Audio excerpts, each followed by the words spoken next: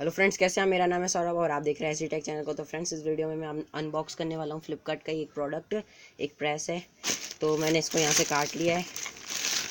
अब इसको यहाँ से काट के इसको खोलना है।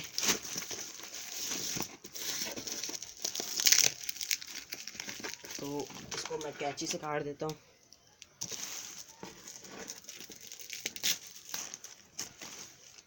काटने के बाद ये कुछ इस तरीके का आता है प्रोडक्ट बॉक्स में।